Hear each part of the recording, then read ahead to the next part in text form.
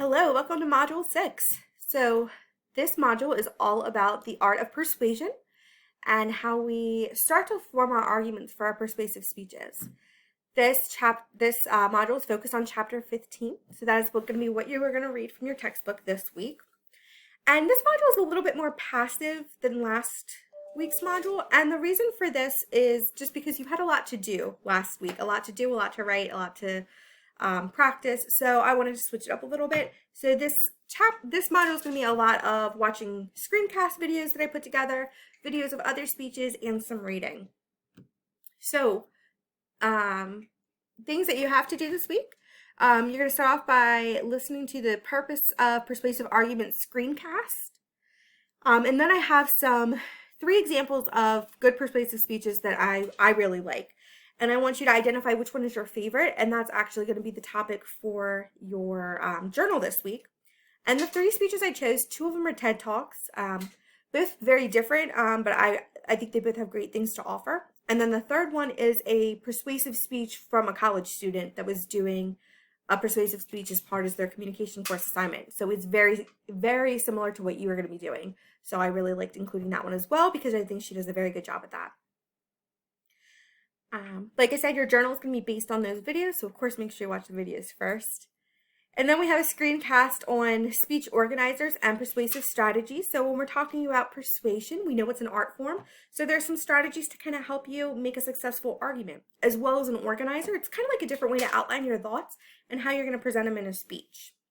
I then decided to make an APA citation mini lecture because I realized that from our informative speech that there is a chance that many of you have not had to cite anything yet, whether it be in MLA, APA, Chicago, anything. So I wanted to go over APA a little bit, and that is the form that you'll use in this class to cite stuff, as well as most of the social sciences and most of your classes in higher education.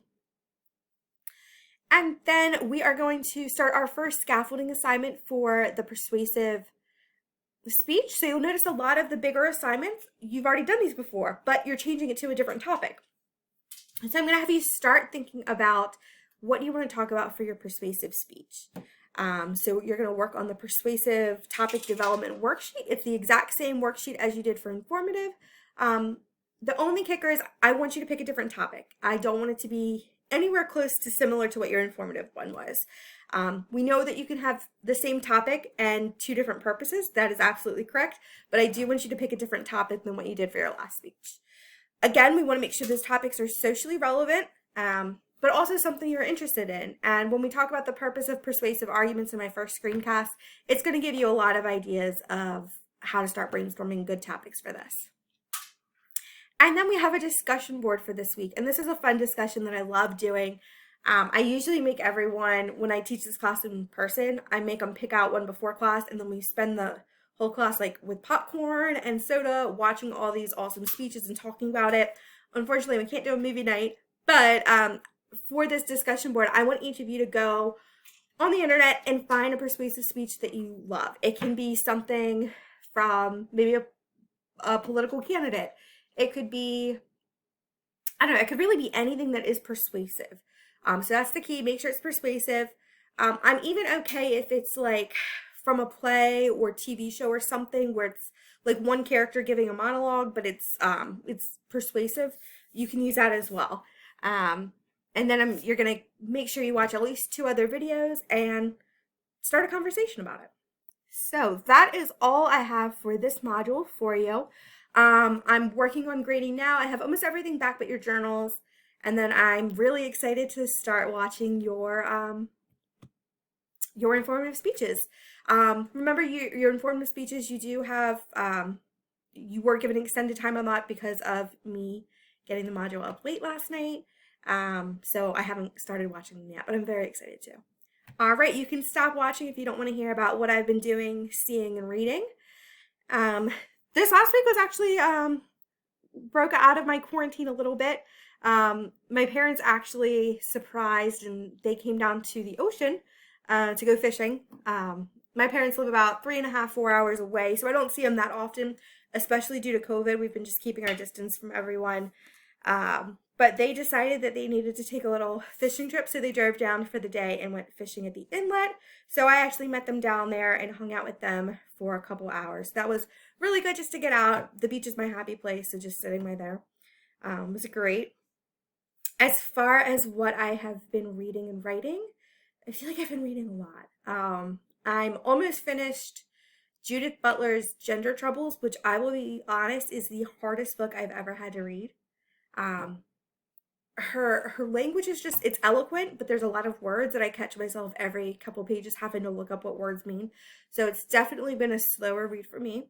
And then I've started reading Total Leadership 2.0. I'm only a couple pages into that one, so I haven't gotten through that much. Let's see, on my audiobook, I started a lot of audiobooks, which I love, but I have too many going now, so I kind of have to finish some. I started reading The Hate You Give, which is by Angie Thomas. I really like it so far, but it is intense. So it's not something I want to listen to while I'm trying to go to bed, which is usually when I do audiobooks. But I really like that one so far. And then I also started reading Jenna Fisher's The Actor's Life, A Survival Guide. Jenna Fisher played Pam in The Office, and The Office is my all-time favorite TV show. So anything about any characters in The Office, actors, I'm all about that. And then the last book that I'm probably about a quarter through is 13 Things Mentally Strong People Don't Do by Amy Morin. It's a really good leadership book, just talking about things that we can do every day to make ourselves a stronger leader and a stronger person. Really focusing on, you choose how you show up every day and you choose how you want your day to go. So it's another book that's just kind of right up my alley with that. But other than that, that is all I have. I hope you guys are all doing well, staying safe. We're almost to the halfway point of the semester, which is crazy. So I know you guys are probably very busy, but please take care of yourself, and I'll talk to you next week.